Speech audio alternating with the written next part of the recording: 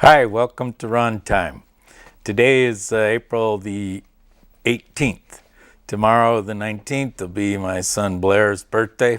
One of the happiest events that ever occurred in my life because he's just a miracle kid. He's a good kid. He's a great teacher, an IT guy in New York City, and a dad, soon to be a dad again with my second granddaughter sometime in May. Couple other things happening around the world lately. My good friend Dorothy Krull has passed on, or as they say in TWA, has flown west. She was a neighbor of ours in the Tucson Mountains when we built our house in 1957, and she had three boys, and my two brothers and I were very good friends of Dana and Reese and Clifford, and spent a lot of time building dune buggies and all kinds of crazy things, making forts and inventing things to do in the Tucson Mountains. She was an interesting lady, and I used to spend a lot of time sitting drinking beer talking with her about changes in society and the things that I had been through in my life, the experiences that I had that she was learning from, and interested in sharing the learning with her kids, grandkids, and great-great-grandkids. There's a bunch of them. So I'd like to acknowledge her for the guidance that she gave us as kids. She was a relatively strict disciplinarian, and I think that helped us to become better citizens out there in the Tucson Mountains where things are still pretty wild.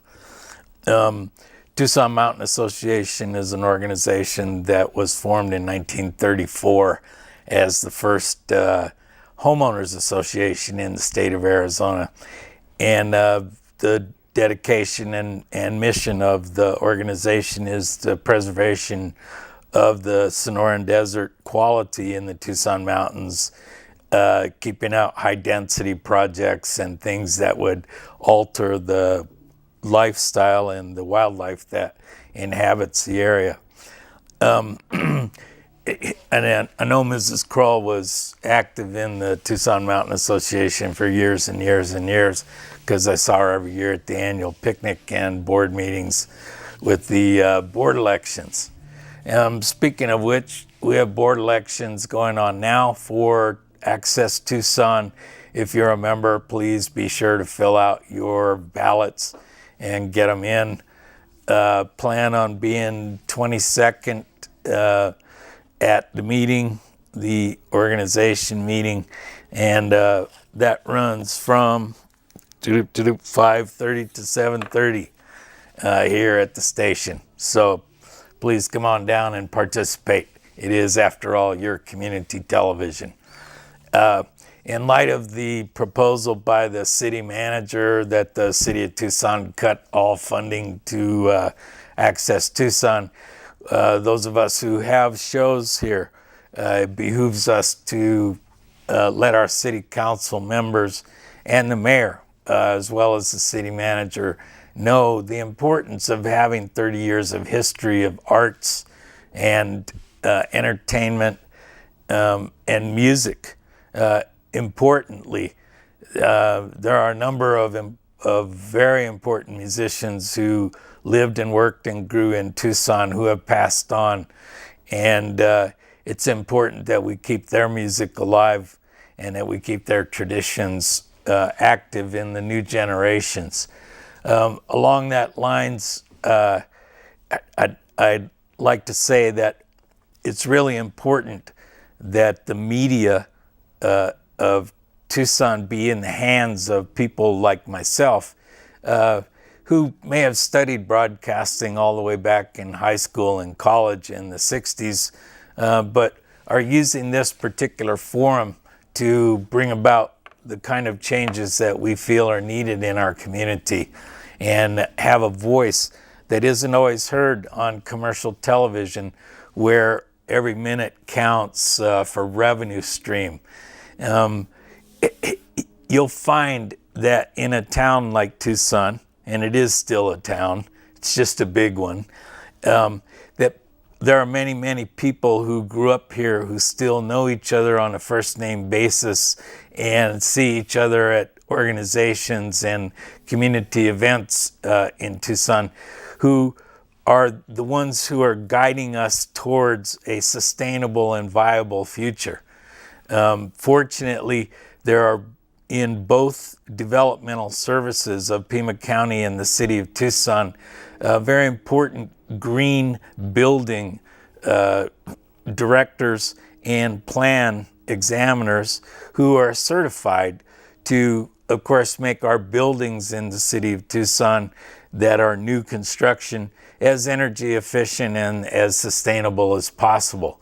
Along that lines, of course, as a designer and builder, I've always been interested in a sustainable product because I expect, because of my godfather, that a home ought to be a minimum of 7 generations of involvement, and that the home ought to provide security, shelter, and space for a family for a minimum of 7 generations.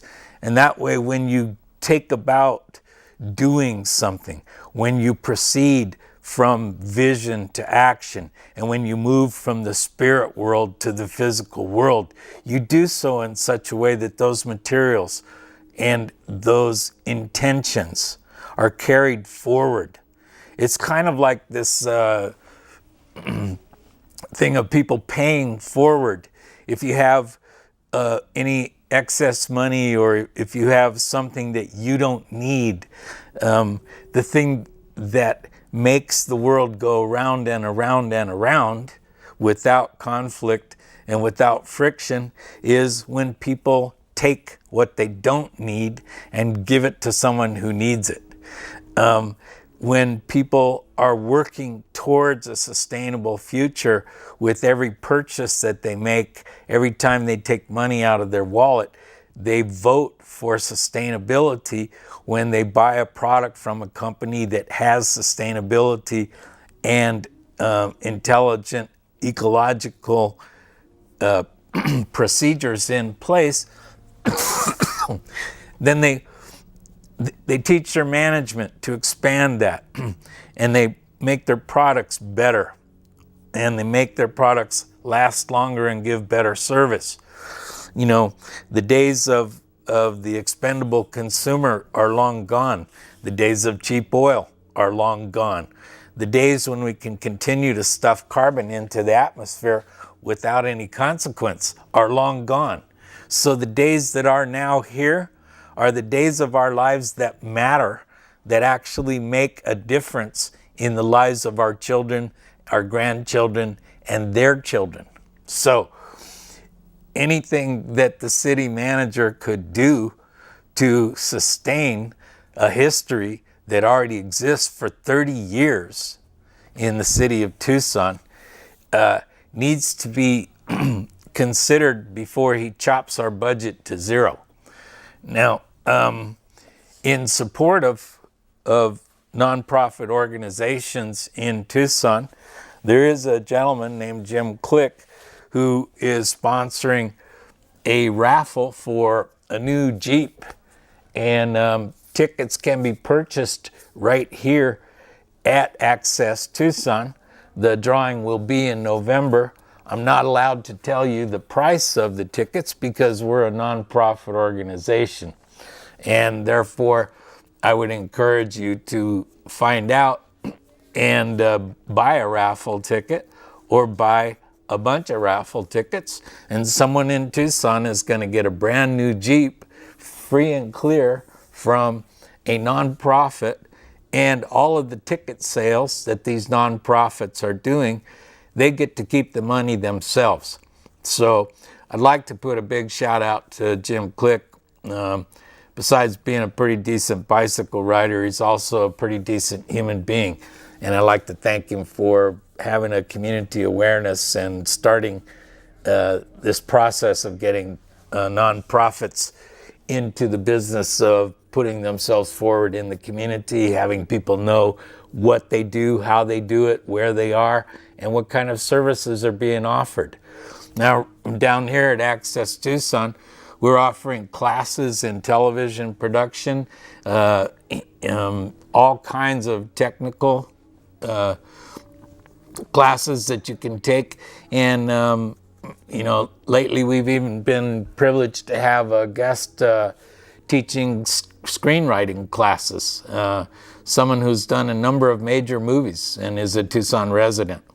So this is the kind of thing that actually forwards our community by fostering communication and fostering technological intelligence in the people of the community of Tucson, including a lot of youth and a lot of kids. And you'll see beside me here a bunch of kids. And it's almost time for the reunion. Some of these youngsters have actually graduated and gone on to careers in other places. This picture was taken a year ago. Some of my best buddies who are studying everything as diverse as veterinary medicine to fashion design. I look forward to a reunion. I look forward to working with this group as a team when we get our products off the line and have a couple of fashion lines with funny names on them. The other thing that I'd like to point out that's coming up is Earth Day. And Earth Day is actually a very important opportunity for people to reconnect with their mother. This planet that we're on is actually a live, vibrant, organic thing that has a magnetosphere and an atmosphere, and it has water on its surface. And that's pretty rare among planets. And so it behooves us as citizens of this planet to make sure that the way we live our lives, the products that we buy, the way that we use them, the way that we dispose and or recycle them or repurpose them is part of a continuum. It's kind of like the hydrologic cycle. The sun shines on water on the surface of the earth. It warms it up. Some of it evaporates. It turns into water vapor. It goes up into the sky. If there's enough density and the temperature changes, it condenses into clouds. It creates raindrops. When they weigh enough, they fall, and the cycle starts over again.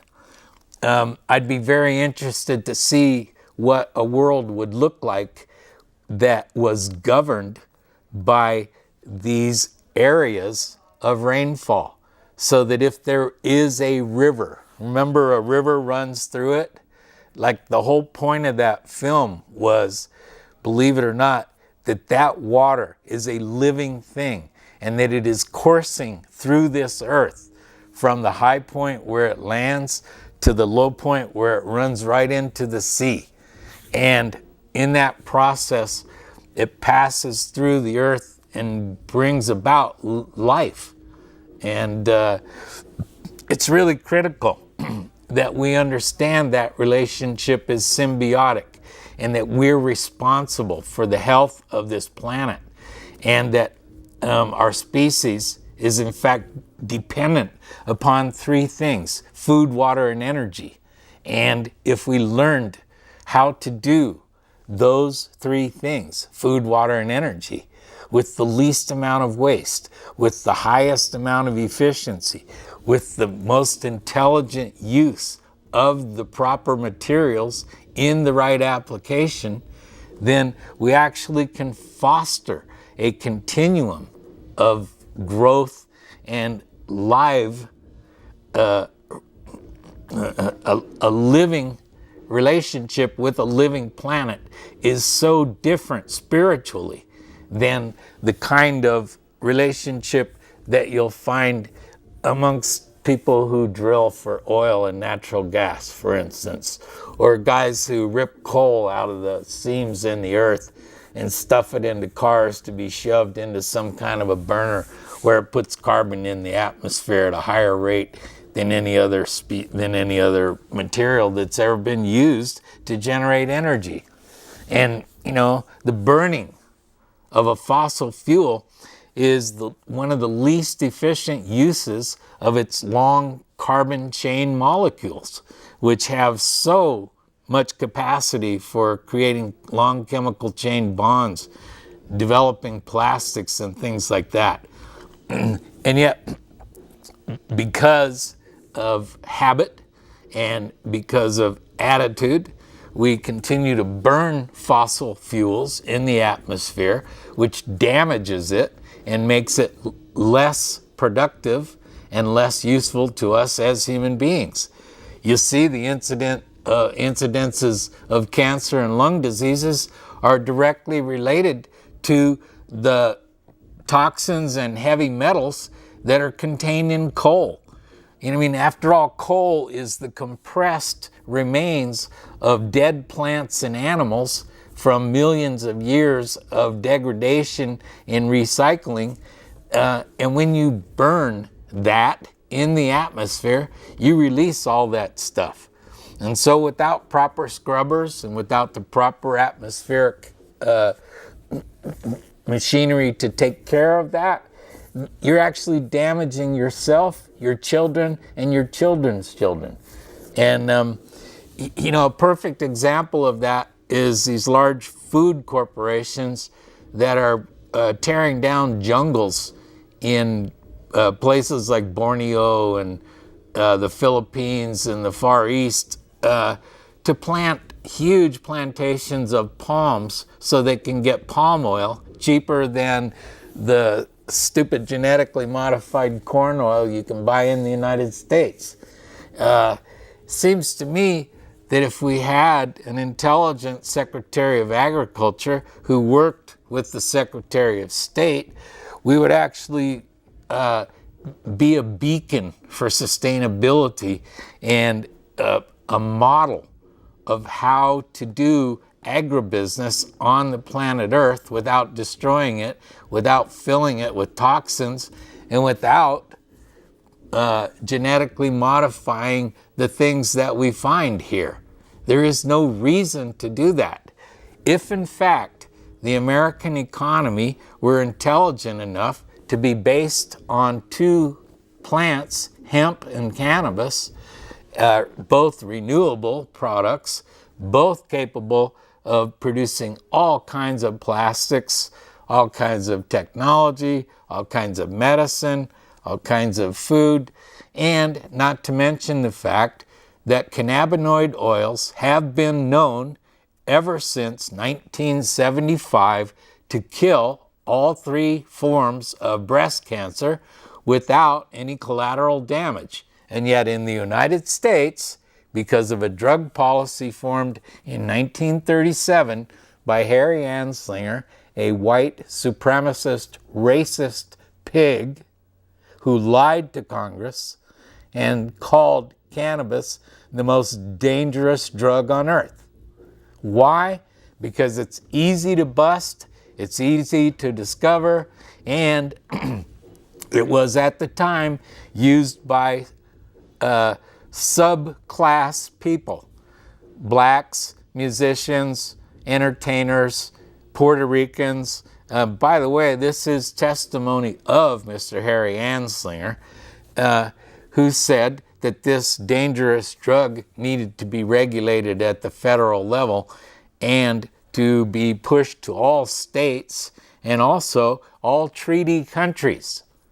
So during the formation of the United Nations, its prior organization, demanded that all joining nations sign the pacts and the treaties that included making cannabis a Class 1 narcotic, even though no one's ever OD'd on it and no one has died from consuming it.